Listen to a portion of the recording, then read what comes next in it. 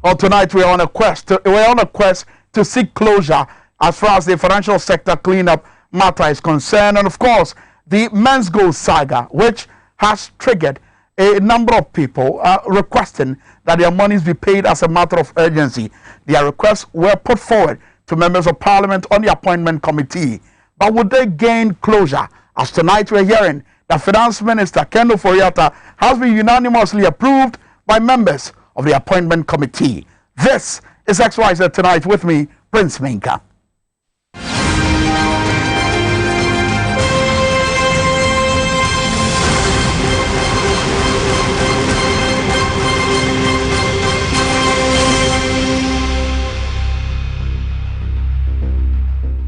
The show is live and interactive. Make sure to join us on Facebook as you're watching on TVXYZ and also on Xyz TV. And of course, you can connect with us on YouTube as well. Tonight, we are on a quest to seek a closure to the men's gold saga. And of course, the number of depositors who are crying today that their monies have been locked up in the banks that were collapsed as far as the financial sector cleanup exercise is concerned. Remember, it was a major issue that was raised in the vetting of Finance Minister Designate, who's, by the way, been approved unanimously by Parliament, Ken Ofori-Atta. But let's just do something briefly here.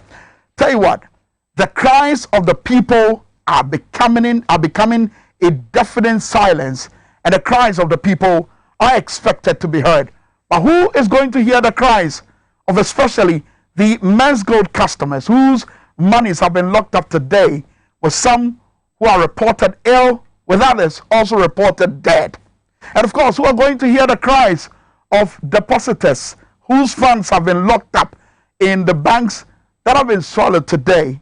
As today we are being told that at least we've got CBG and the Ghana Amalgamated Trust, which is a particular machinery that have come to save a situation which many back then, and I'm referring to policymakers, had referred to as a dire situation. Now, let's just do a genesis of the matter as we listen to the governor of the central bank, Mr. Ernest Addison, who indicated why these banks were made to collapse. Watch this. The government's twin objective of financial stability and strengthening indigenous banks, the Bank of Ghana is consolidating the good assets and liabilities of Unibank Ghana Limited, the Royal Bank Limited, the Beige Bank Limited, Sovereign Bank Limited, and the Construction Bank Limited to become the Consolidated Bank Ghana Limited with immediate effect.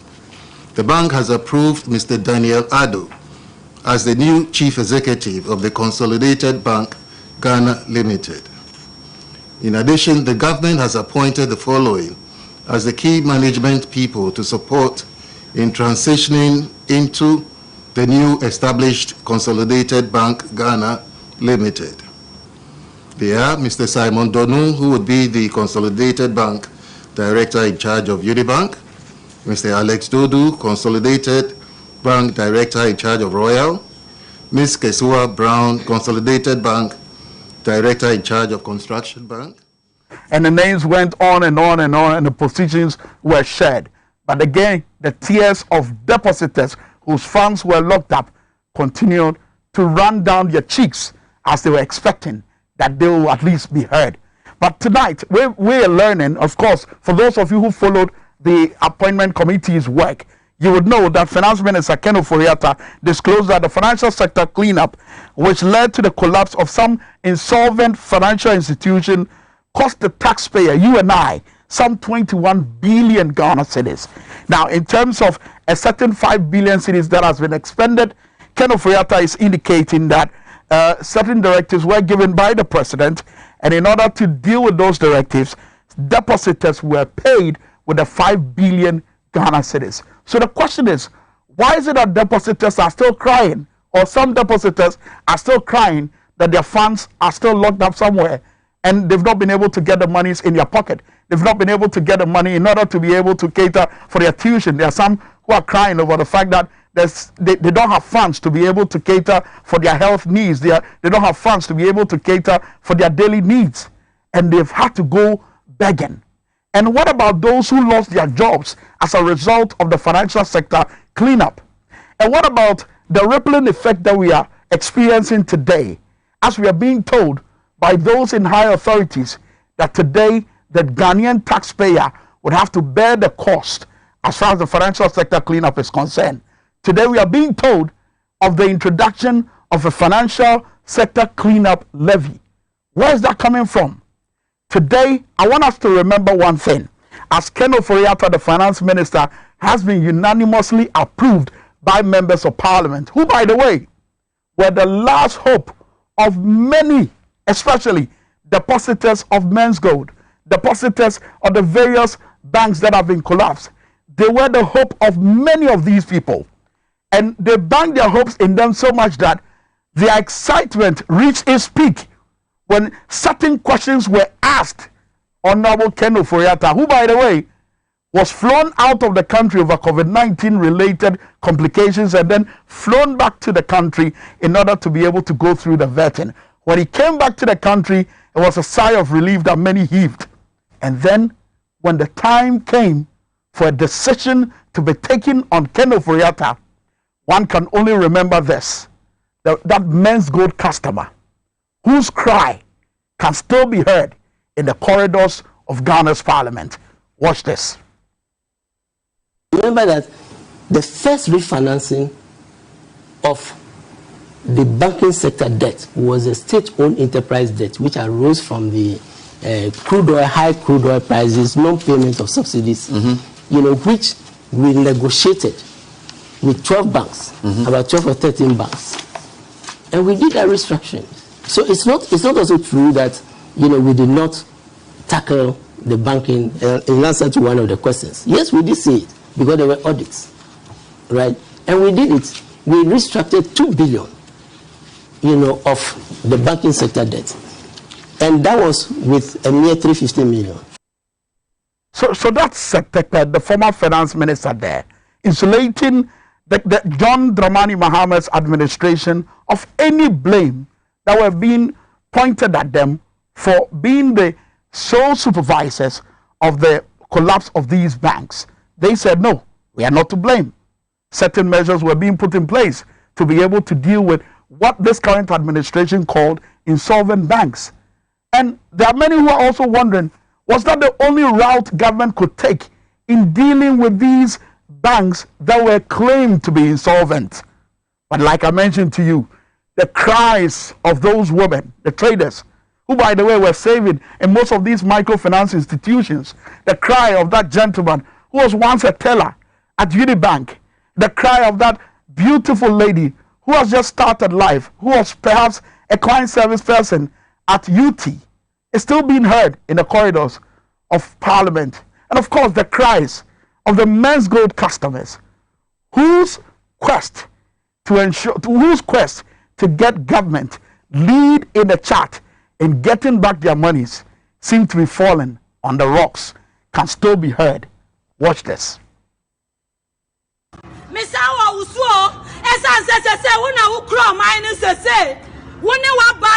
MPP.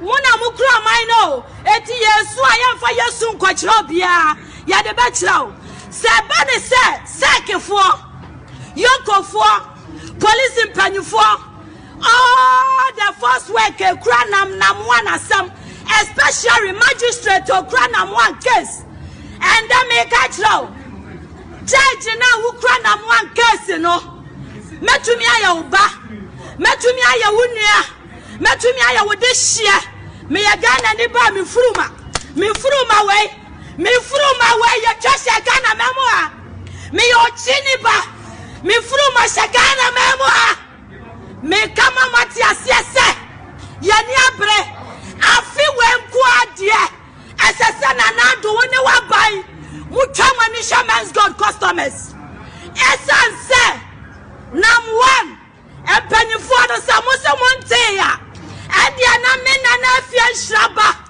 me mama pono samose monte ya me katwi kasa o me ya chimni ba eti me katwi kasa samose monte ya dia me sada me ya me sayam asa munya so mame muntie masam nam 1 our dying estate houses are all see our East Legon Hills and the who continue on your sikano wahe yoko for muntie seki for muntie Ghana police in penny for muntie national security at this year muntie nana donena buy MPP muntie nam one nisikana wa Dubai no Ninsaka Namwan Ninsaka Sikano. Still, I am not just a one chairman's got customers. And that's a frustrated customer of Men's Gold. And tonight, the spokesperson of the aggrieved customers of Men's Gold is our guest here on XYZ tonight here on TV XYZ. We're going to be looking at the various issues relating to the financial crisis or the financial sector cleanup and its resultant effect on Men's Gold, a place or a haven that they once thought would lead them to the path of success. Fred Fawcett is a spokesperson for the aggrieved customers of Men's Gold. Fred, good to have you on the program. Thank you very much, Prince. Good to be here. I think it's my second time, and congratulations for what I'm seeing. Thank you very much. And Fred, you might want to speak up. I appreciate the fact that the nose mask makes it difficult for you to project. But let me just give you and viewers a fair idea of certain breakdown that Finance Minister now, who's been unanimously approved by members of Parliament, had been indicating at the appointment committee. I mean, breakdown with regards to the financial sector cleanup in terms of budgetary allocations. Now, he indicated that some 21 billion was spent in the entire process. And he also mentioned the fact that a total amount of some 13.6 billion Ghana cedis, representing 3.5% of our GDP, has been spent on the resolution of these failed banks. He also mentioned the fact that specialized deposit-taking institutions, as SDIs, microfinance institutions, the establishment of the Consolidated Bank Ghana Limited, as well as the capitalization of the Ghana Amalgamated Trust, were all steps that they took in order to ensure that there was sanity that would prevail in the financial sector. Now, Mr. Keduforiato also said that an amount of 5 billion Ghana cedis was spent on the president's directive to fully pay depositors whose funds were locked up with the failed SDIs and MFIs for that matter. And this brings the total expenditure on the financial sector intervention as of June 2020 to some 18.6 billion Ghana cedis, a representation of 4.8% of the GDP. Now, Governor also committed an amount of 3.1 billion, Fred, on towards supporting investors in failed asset management companies regulated by the Securities and Exchange Commission, and that leads to your situation. Yes. So what's the current development? I mean, watching the vetting, the appointment committee's work, did you get a sense that the issue that you put before the committee was a priority at all? Prince, first of all, I must say that for us, the renomination and the reappointment of Mr. Keduforiato portends a great deal of danger and risk for us. How so? And it doesn't give us any hope. We are saying that because, I mean, we have seen his works for the past 4 years. We have seen his policies and the results of his policies as you are enumerating here. And they are not the best. He himself admit, I mean, if you want to talk about figures or if you want to look at the data doesn't support what he says, and the data also doesn't support what he claims to do. Give me the specifics. For instance, I mean, the financial sector cleanup that you call it, I call it financial sector mess up. Because there's no single institution that was cleansed during the exercise. Remember, they were resuscitating or reviving insolvent banks. The concept of the cleanup was redefined to mean collapse. There's a world of difference between cleaning something up and collapsing something. What we saw happening was collapse of people's institutions, other people's investment, and reviving and promoting other businesses, and most of these businesses that, as we saw in the vetting, were businesses that were linked to him or his former institution or whatever. So, what's the link? I mean, how are you able to prove that this was the benefit? We had a talk of to Ken Ofori. From the vetting, we had businesses like which one? From the vetting, we had the talk of Data Bank and Enterprise Group.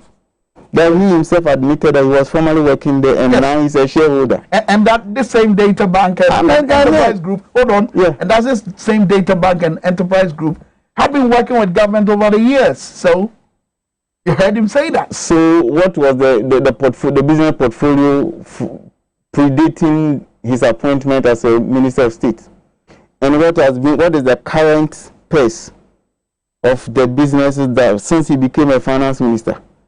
I'm a Ghanaian. I can also sit down and draw the link between this and that, and I can make my own conclusion.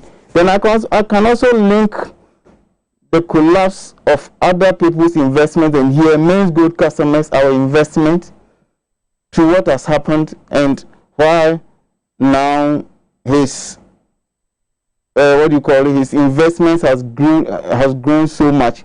And mind you, many of the customers of Men's Gold were former customers of Data Bank. You understand? Yes. I, for instance, the person who introduced me to Men's Gold was an investor in Data Bank. Really? Oh, yes. So, if now and this is something he's boasting of, this is something the person disclosed to you, or he told me personally that he was there. Wow. He was there, and I have no reason to doubt what he told me. So he was there. Men's Gold for you became a competition to Data Bank, and for which you're concluding that was it. It was clear. I'm not here to defend Men's Gold, because whatever will happen has happened, and for now, Men's Gold is no more.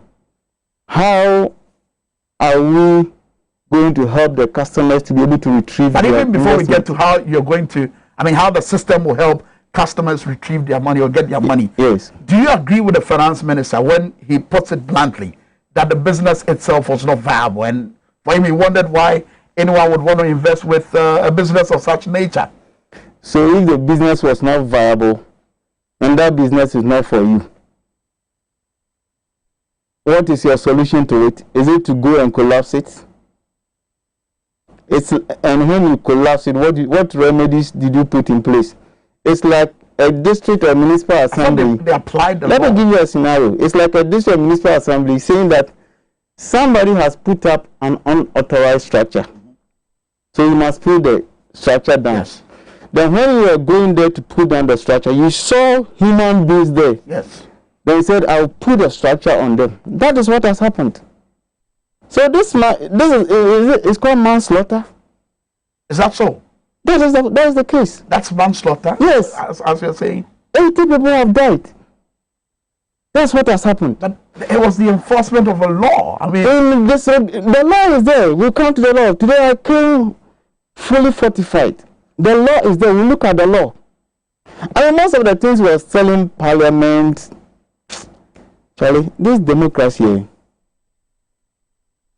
it's like it doesn't give us hope. We wake up early in the morning to go and queue and vote for people. But at times I don't blame them. I blame the one who brought the ballot box. Because we don't have enough option to choose to make the right choice.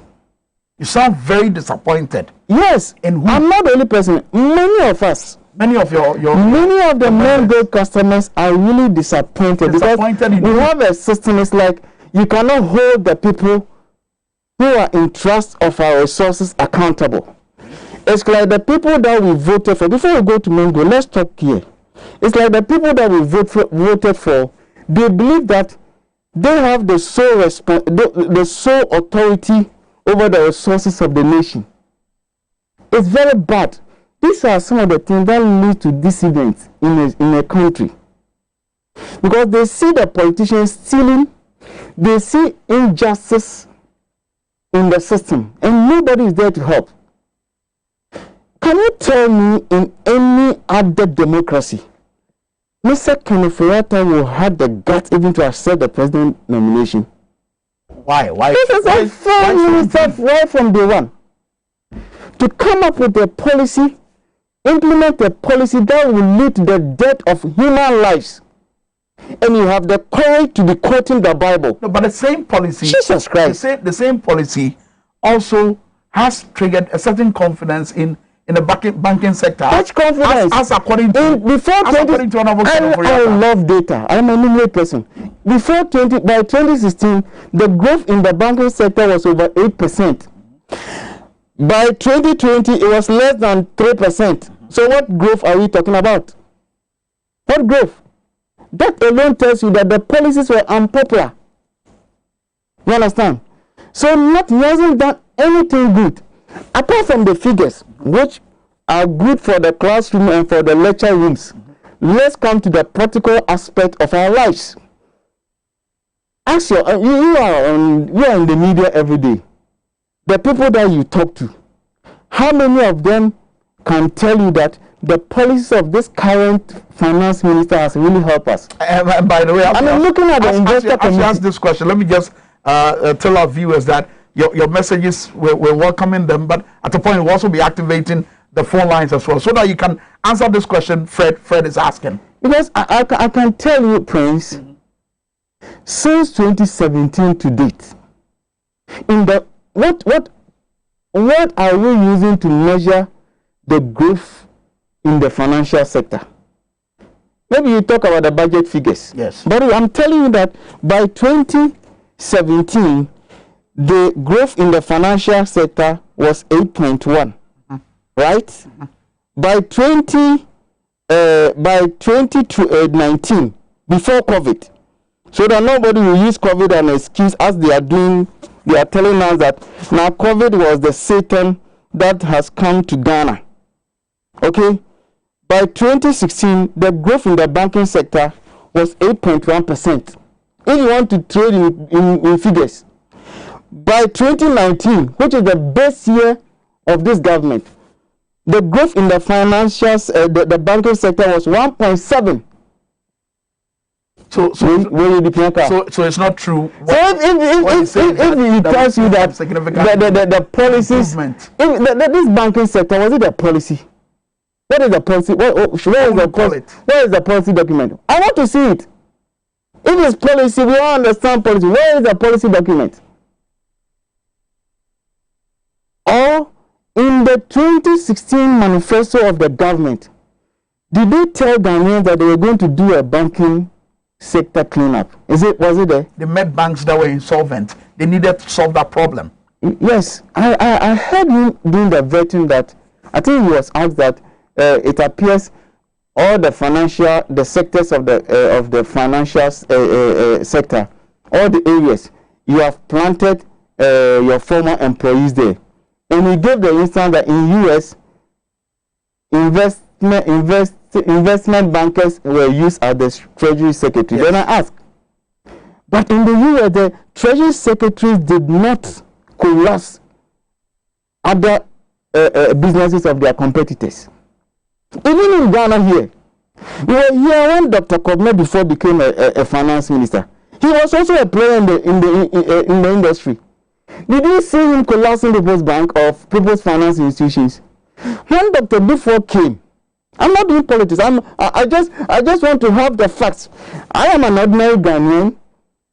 I live in the whatever you call it. I train teachers. I train students.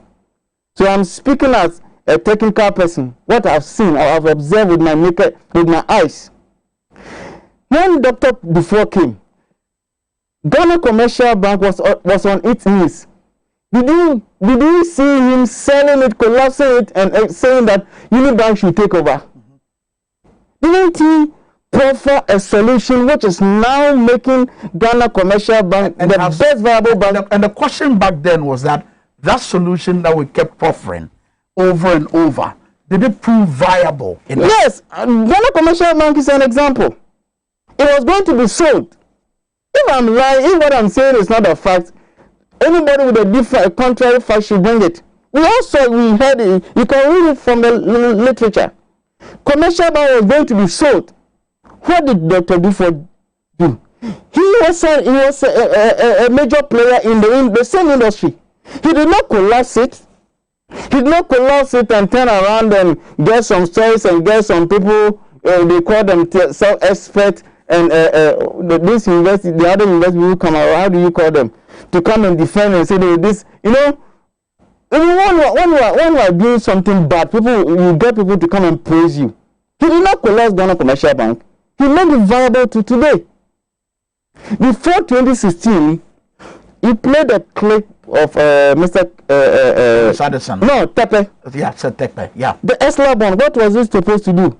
Wasn't it supposed to cure the problem in the banking sector to pay the debt? So if structurally somebody has laid the foundation for you to take off, why didn't you follow that plan and you come out? Was that really a foundation? Yes, it was a structure, because the problem was a structural problem.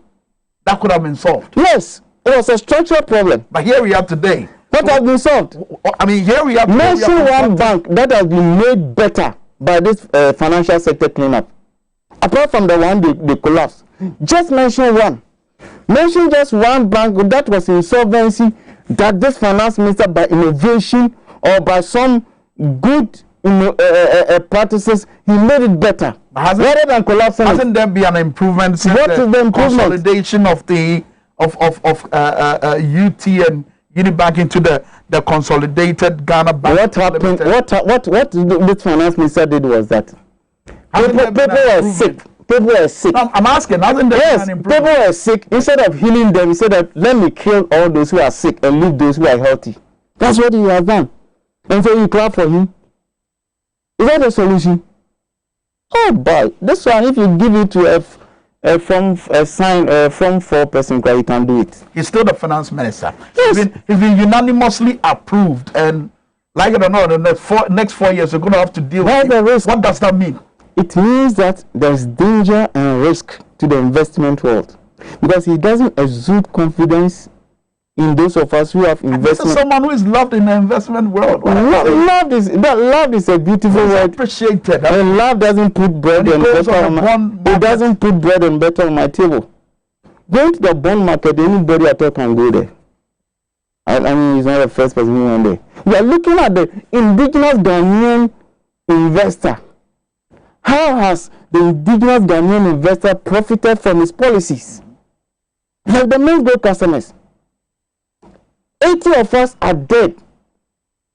Many more people's businesses have collapsed. People have fallen into coma, stroke. But if you come to our platform, say there's wailing. The situation is dire. It appears there's no solution, but we believe there's a solution. You don't need expert. You don't need consultant to help you resolve men's gold issue. This men's gold issue, this is not the first time it has happened on this planet. It has happened and there are solutions to it. If I read the leadership of the men's gold customers, we know at least 80% of how to resolve the men's gold issues. It's not rocket sciences. How could it have been resolved? One, you said the guy was operating without license from the SEC. Yes. Is that not the point? Fact. So what does the law say? There's a legal framework for you on how you should proceed. The Security Industry Act 929 Section 123. Kwame, I want you to read to your listeners. Just open it up. Let's do this. And as you do this, let me just remind our viewers that you can send in your messages as we're going through the banking sector. Section 2. But Ezekiel will join us as well. He also speaks for the depositors whose funds have been locked up in the bank. But section 2, as you indicated, where the commission is satisfied that a person has obtained monies without license or contrary to the terms of license of the person, the commission shall in writing instruct that the person repay all monies obtained and profits according to the person. Okay, so we'll get to it shortly, but let's get on the lines and speak to the aggrieved depositors. I mean, those whose deposits are still locked up in most of the collapsed bank. Ezekiel is on the line. Ezekiel, thank you very much for joining us, and good evening to you. Thank you, and good evening to you too. Okay, so I mean, it was more of a tug of war in 2020 between yourself and the finance ministry and the minister himself. Here we are going into the appointment committee's work. I'm sure, Ezekiel, yourself and your members, you are looking forward to a certain change. That has not happened. What's the feeling like? Good evening once again to you and your cherished viewers and listeners. In fact, I thank you for the opportunity given to me to speak on the behalf of all my colleagues who are having their funds locked up as I speak with you. Coming back to your question, yes, Ezekiel. I say the feeling is full of disappointment. We are really, really disappointed in Parliament as a whole for endorsing the nomination of the finance minister. So if I'm getting you clearly, for the second time, Ms. Akagbo, if I'm getting you clearly, meaning that you are looking forward to him not being endorsed or given the appointment all over again? Yes, sir. Why? We would have been very happy if his appointment had been terminated, if he had not been endorsed. What is it about him that you don't like? Because we see him as the cause of all these hardships that have come upon us since taking over the affairs of the financial sector in the country. Because you remember he was appointed finance minister in early hours of or the early period of 2017. And just after taking over the affairs of the finance ministry in 2017, in August 2017, we started experiencing collapsing of these financial institutions, starting from UT Bank and then which one? UT Bank and then the other one. Capital Bank. Capital Bank. Capital Bank. Yeah, UT Bank and Capital Bank. So just a few months into his first term in office, we started experiencing that in 2017. And then in 2018, we saw the collapse of these microfinance institutions, right, which were in excess of 300. I think, that's exactly 347 of them, and 39 microcredit institutions. Then we went further in the same 2018, August, collapsing 23 savings and loans and finance houses. Went on further to collapse 53 fund management institutions like Men's Gold and the rest. Putting all together, we had over 400 and I think 50 institutions which were collapsed under this same man. And this same man is being given a second chance. Then how many institutions do you think are going to collapse under him again? But beyond these institutions collapsing, of course, were indicated that look, most of these institutions were insolvent, and that was the solution for that matter. I mean, one key interest for you would be, making claims or getting your locked up funds. Now, when he spoke to the appointment committee, when that question was put to him, Honorable Ken Ofuyata indicated that an amount of 5 billion Ghana cedis was spent on the president's directive to fully pay all depositors whose funds were locked up with the failed SDIs and MFIs. But that's a step, isn't it? My brother, this is one of the major reasons why I said I'm highly disappointed in Parliament. Highly, highly disappointed in Parliament. Do you know one thing? Tell me. Sometimes when I hear of people saying that such an amount was earmarked or was used to bail out depositors, I become so angry and annoyed as a Ghanaian. Why? My brother, all these statements are fallacy. There's no right of treating them. How so? Prove it. Oh, we're in Ghana. The president and the vice came to tell us that 98 and 99% of depositors had been paid. And I can confidently say, as I speak with you now, that less than 15% of customers have been paid. Based on which data? Based on their own data. Data from the Bank of Ghana, data from the receivership, and data from the Ministry of Finance. You remember very well that during the revocation of all these, of the licenses of all these institutions, the governor of the Bank of Ghana himself came out boldly to say that affected depositors in the microfinance sector, those 347 microfinance institutions and 39 microcredit institutions, were in excess of 1.1 million. Take note of these figures. Right. And those who are affected in the savings and loans, there's 23 savings and loans and finance houses, were in excess of 2.2 million. So in total, we're told that we're in excess of 3.3 million depositors. Not 3.3 million CDs. We're not talking in terms of money here. We're talking in terms of individual depositors. Right. Human beings, people.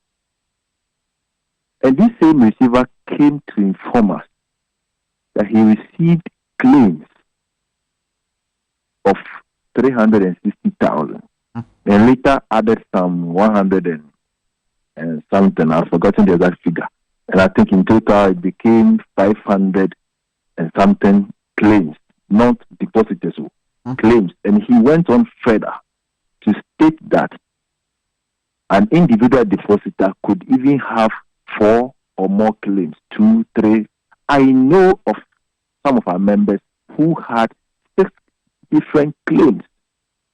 So if you come to tell me that at the end of the whole exercise, you received a little over 500,000 claims, that means the number of depositors involved in those claims were not up to the 500,000. But you let's assume that each claim had one depositor behind it. That means we had about 500,000 depositors out of over 3.3. Let's assume it's 3.3 million depositors. Right. Subtract 500,000 from 3.3 million. You'll be left with 2.8 million. And you said these are the only people who presented their claims. And out of that, you had even rejected about 60,000 of claims. That means you captured just about 400,000 depositors to be paid. So in terms of percentage, how many percentage will you get from 400,000 out of 3.3 million? Is it up to 15%? No, it's not up to 15%. And you claim that you were going to pay only those people, and you come to tell me that you were bailing out over 3.3 million people. Go around the entire country. You're a journalist, and interview our members, people who today, Monday, 29th March. If I tell you the number of calls I've received from our members concerning GN savings, concerning First Allied, concerning Edim, concerning Noble Dream, no single customer of Noble Dream have been paid because they said they can't find their data. Wow. About 32 or so institutions, the receiver says we can't find the data of these institutions.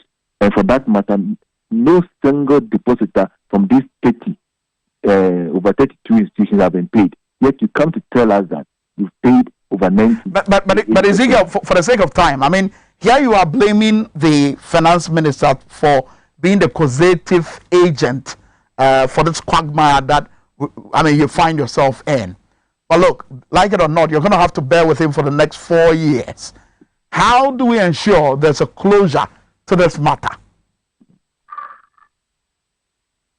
My brother, in fact, we've done all we could, especially last year, to making sure that the right thing be done, especially in terms of these percentages and code they were throwing about. To the extent that we even told them we were not interested in these percentages, and so we were interested in nominal figures. He said affected customers were over 3.3. So come and tell us that 3 million have been paid, so and so number have been paid, but not in percentages.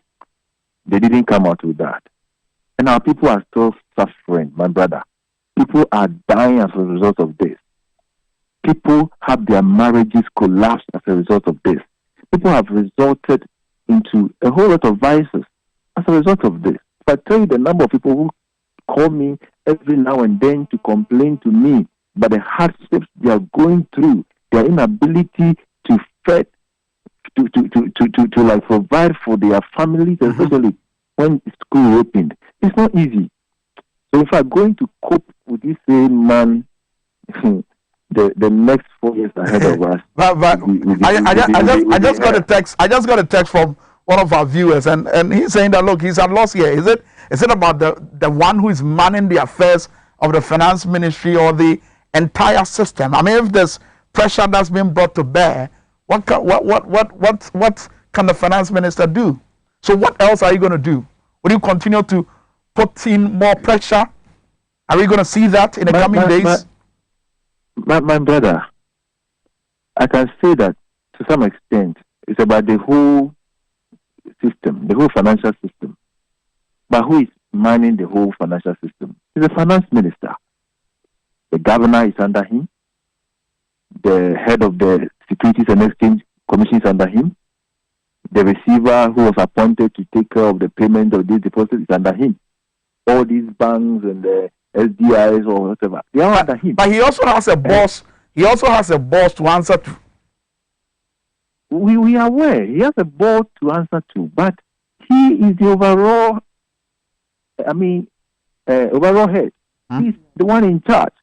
You see, there's an adage in Akan, which is literally translated as when the fish begins to get rotten, it rots from the head. Another profanity. So he being the head, if he lacks the technical know-how or the ability to mind the affairs of the ministry or the entire system, my brother, everything will go bad. So you being the head, everything rises and falls on you. But if you're not that competent enough, my brother, we are going to experience worse things than we've experienced already the past 4 years. And what are we going to experience? What are we going to experience from you? I mean, the depositors. I mean, you've got an association. What are you going to be doing? Yes. In fact, the COVID-19 has, in fact, affected us badly. And just today, we had some leadership engagements with some of the leaders thinking about the way forward, how to plan ahead. And in fact, even yesterday, some of our group had a meeting in Kumasi here. We are planning. A lot of people have even started planning court actions, class actions, lawsuits against the government ministry, because we've come to realize that everything they come out with is full of deception. And if we don't take care, and right now with these COVID rules and co, you can't organize demonstrations, press conference and co. Right. So it's like our hands are being tied behind us. Well. So the major action we can also take as of now maybe a lawsuit, but aside all that, we'll keep on piling pressure, and we are praying that COVID will not remain forever. All right, let's see. We know that very soon COVID will be taken care of. Wow. And then the pressure will continue. We won't wait till election year before we start some of these pressures. I think Aluta must continue unabated. Very well. Thank you very much, Ezekiel Ano Akakpo, for talking to us this evening here on XYZ tonight. I've seen a message from Foster Ago saying more fire. Of course, Asiedu is also watching us all the way in Akweteman, and he says that good job done by your guests. I am just disappointed in the members of parliament. They have really shredded my heart this evening. I am losing hope in the democracy that we claim to have as a country. That seems to be a widespread feeling as you quote the law in making your point. My question for you really at this time is, are you going to get a closure to this men's gold saga too, Fred?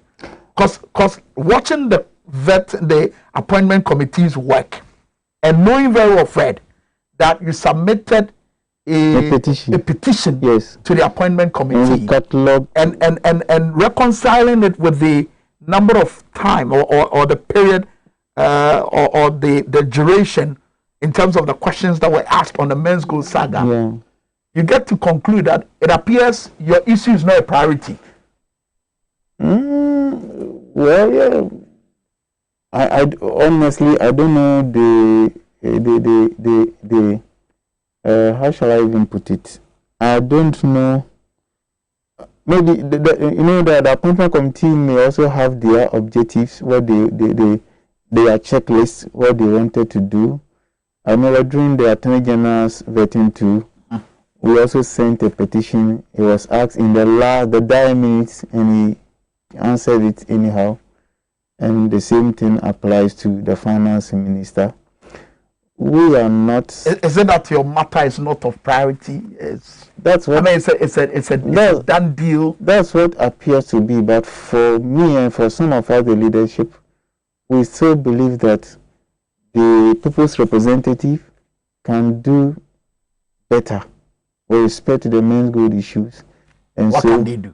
We are confident that that's why on your big platform we are calling on them to institute an inquiry into the collapse of men's gold. No, but Fred, I mean, you just petitioned the appointment committee. Yes. You had high hopes. Yes. And look at the number of seconds you got. The answers to that. How many pages did you? I mean, how many pages? I mean, your petition. How many pages were there? There was not less than 5 pages, and you had few seconds. I mean, yes. In terms of the answer. That is it, because I don't, like I said, I don't know their checklist, what they're also looking for. We're even happy. I'm sure other people also sent a petition. It was even good on men's good issue. There was a question on men's good. Whichever way the finance minister chose to respond to it, what I want to tell our customers, our teeming customers, is that they should never lose hope.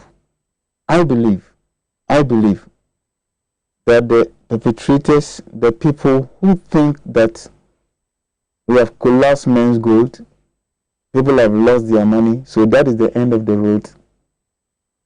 One day, a day will come, all the people involved will be brought to justice. That day will come. Today is 29th, mark my word. A day will come. And which day would that be? I mean, you've already told us that some of your members are dying. There are some who are sick. Yes, some don't have money to be able to cater for themselves. So are you saying to the customers that are watching you, I mean your members, are you saying to them that, look, endure the next 4 years? That's not what they are saying. We are not looking at the years. We know it's possible. Sure. In this world or in this life, you cannot, and this government, I'm sure they are listening, take a cue. Take a cue of what has happened to Parliament with respect to your seats. Take a cue. If they should allow this thing to travel for the next 4 years, I'm not sure they will even present any minister or nominee to Parliament. Because it appeared the people of Ghana, they were observing what was happening and they silently wanted to change. Just that somebody didn't want it to happen. And so we are calling on Parliament. We are calling on Parliament that the men's gold issue, this law, Act 929, was made by them. If there's a minister or a state institution is disrespecting the law, they should ensure that their law works. Okay, Fred, hold your horses there. Let me read a couple of messages from our viewers who have been having a conversation with us on the WhatsApp line. This one here says, good evening, Prince. I am rather disappointed in the NDC group in Parliament. The party should remember the over 6 million votes they got as a result of as a result of people supporting them to come and help them retrieve their locked up funds. That was a promise given, and that was one of the reasons they were voted for. That's a message coming from Jubak, sending this one from Peki. Let me move to this. It says, good evening, let me say this straight. We are taking our money, no two ways about that. Nothing else can stop us from taking our money.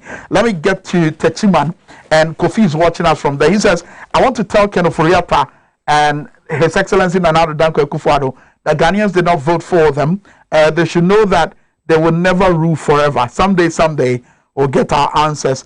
A message here says, Prince Minka, in fact, I'm very sad this evening to hear that the finance minister has been unanimously approved by Parliament, especially the NDC MPs. 2024 is just around the corner. This one here says, tell the finance minister to pay the Men's Gold customers. God have mercy on him. That's a message there. This one here says, I was shocked to see the minority join the fray in approving the finance minister. Now I can conclude that politicians played on the minds of the ordinary citizen. What angers me is their, as in politicians, their new trend of quoting the Bible. One day, we shall also quote the Bible too. Kweku is sending this message from Cape Coast. And this one here says, please, I'm begging the finance minister that he's got, well, at least another 4 more years to prove his worth. He should make it worth our while. That's a message that comes as well. This one here says, good evening to you. Interesting program you're having in the studio, and your guest has just made me cry. Look, my funds are locked up, and I don't know what's going to become of it. I saved with GM, and today I have nowhere to go to. My kids and I have been home all day, and we do not know how we are going to feed ourselves tomorrow. God have mercy on our politicians. It looks like... Kwame, yes. Prince, I have a document here. This document was produced by the Bank of Ghana. Right. It says the following is a summary provided by the Bank of Ghana. This is a research that they did before the collapse of research on what? Men's Gold. Right. And I'm sure Occupy Ghana, when Men's Gold collapsed in 2018, they were quoting some aspect of this research. They said they want to do mystery shopping. It's here. Now, this very document, the conclusion of this document is revealing. I just want to read the conclusion. Go ahead. The conclusion, you see, conclusion. Right, conclusion. He said that there is a need to conduct further investigations and for the relevant institution to coordinate action to close the operations of the 2 companies down and prosecute its directors and relevant officers for the breaches of the law. Here, the 2 companies, they were referring to Men's Gold and Blue Marketing. Right. Blue Marketing is where we bought the gold and we give it to Men's Gold for the business, for the operations.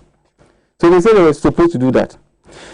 Now, there is also the need to consider how to protect the monies paid to the companies by customers, even though the customers themselves might have engaged in illegal activities by depositing funds with Men's Gold and Blue Marketing.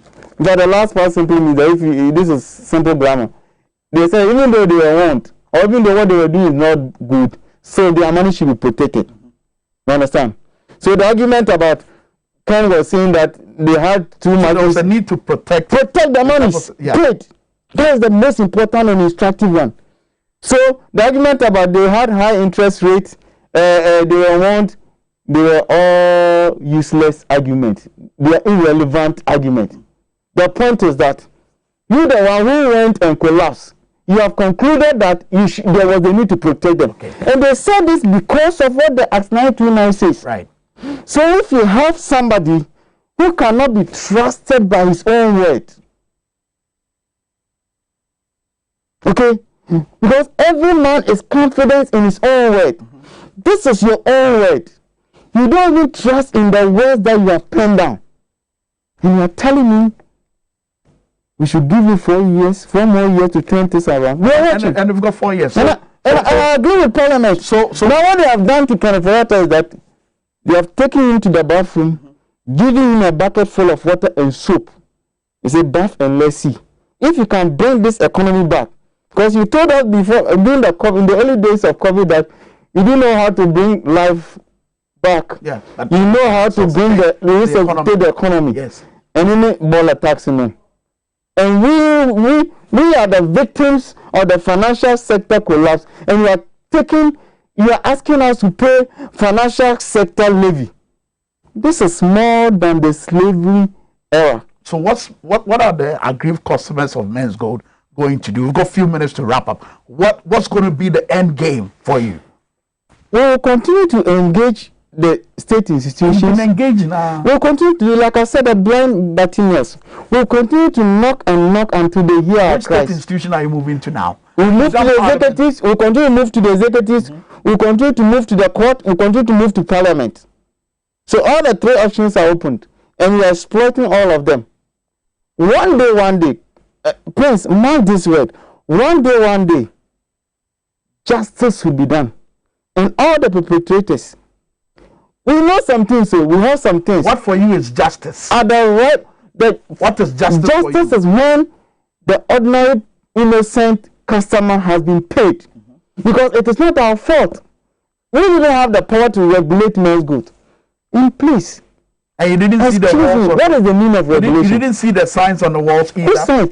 Men's Gold was deliberately collapsed by the government. It was not like the other institutions that they said they were insolvent. No, it was working. It was working and working. And somebody said, "Hey, Charlie, stop. Let's collapse it." And the law said that before you collapse, you have ensured our monies were paid.